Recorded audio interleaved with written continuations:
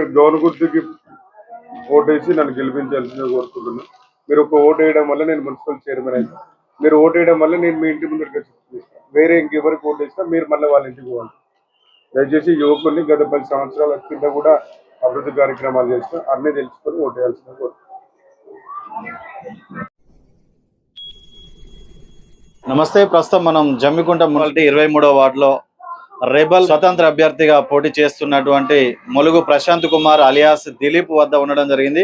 ప్రస్తుతం పార్టీలకు వ్యతిరేకంగా రెబల్గా వేసినటువంటి ప్రశాంత్ కుమార్ ఏ విధంగా పోటీలో దూసుకెళ్తున్నారు, ప్రజలు ఏ విధంగా వారిని స్వాగతం పలుకుతున్నారు అనే విషయాన్ని తెలుసుకుందాం.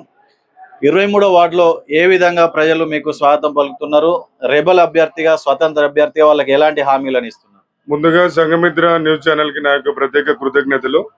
23వ వార్డు స్వతంత్ర అభ్యర్థిగా గౌను గుర్తుతోటి ఈరోజు ఎన్నికల ప్రచారంలో మేము ముందుండడం జరిగింది.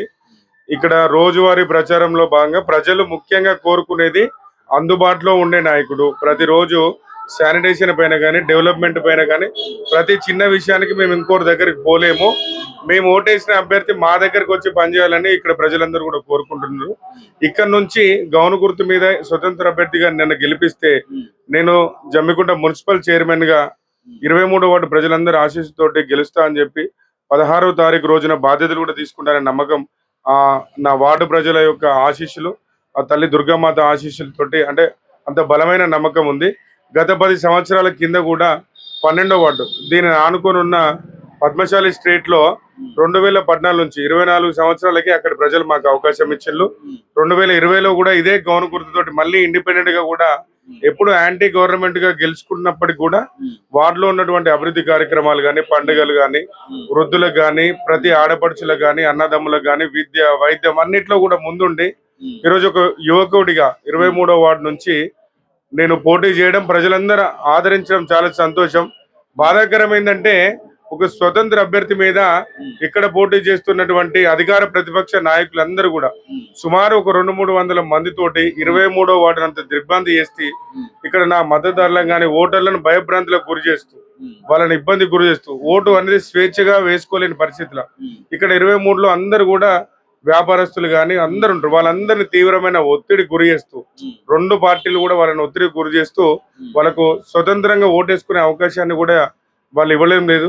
కానీ మేము దాన్ని ప్రజలందరూ గమనిస్తున్నారు. మేము మాత్రము ములుగు ప్రశాంత్ కుమార్ గౌను గుర్తు కోటేస్తే నేను మీ ఇంటి ముంగటికి వస్తా, మీరు నా గౌను గుర్తు కోటేస్తే నేను మున్సిపల్ చైర్మన్ అవుతా, మీరు ఇంకా ఏ గుర్తుకు ఓటు వేసినా వాళ్ళు కౌన్సిలర్ గానే ఉండిపోతారు, వాళ్ళు గెలిచినా మీరు వాళ్ళ ఇంటికి పోయే పరిస్థితి ఉంటుందని చెప్పి ప్రజలకు వివరించడం జరుగుతుంది.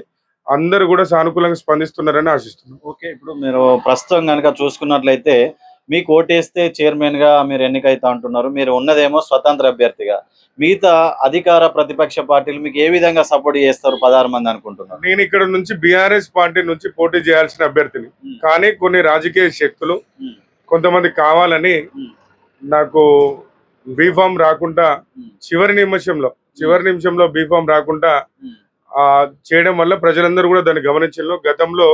గత 4 సంవత్సరాలుగా బీఆర్ఎస్ పార్టీలో చాలా యాక్టివ్ వర్కర్ గా జమ్మికుంట మున్సిపాలిటీలో నా పేరు తెలియని నాకు తెలియని ఇల్లు ఉండదు, నా పేరు తెలియని ఇల్లు ఉండదు.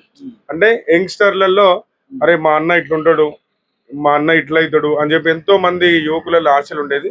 కానీ చివరి నిమిషంలో నాకు గొంతు కోసేయడం జరిగింది. వాళ్ళు పొరటిలోనే పసిబిడ్డను ఎట్లా చంపేస్తారో చివరి నిమిషంలో కూడా నాకు అదే పరిస్థితి చేసారు. కానీ ప్రజలందరూ దాన్ని గుర్తిస్తున్నారు. నేను స్వతంత్ర అభ్యర్థిగా గెలిస్తే ఏ పార్టీ నన్ను ఆహ్వానించి ఏ పార్టీ నా ఆహ్వానాన్ని వాళ్ళు స్వాగతిస్తారో తప్పకుండా దానిలోకి పోతా.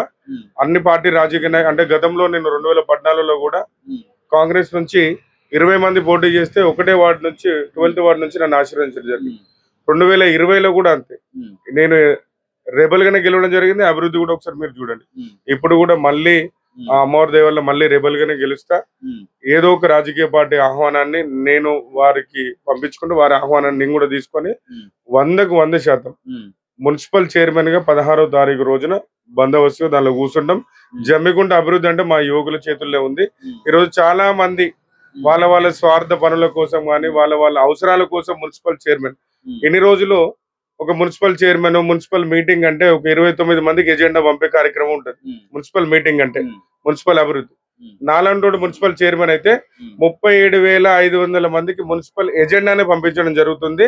ఇన్ని రోజులు నాయకులు పాలించిళ్ళు, జమ్మికుంట మున్సిపల్ ని ప్రజలు పాలించుకుంటే, యువకులు పాలించుకుంటే, యువతి పాలించుకుంటే ఎట్లుంటుందో కూడా ఈ ఎన్నికలలో మేము చూపెడదామని తెలియజేస్తూ మీలాంటి పత్రికా సోదరులు కానీ అందరూ కూడా మాకు సంపూర్తిగా మద్దతు పలకాలని చెప్పి కోరుకుంటాం.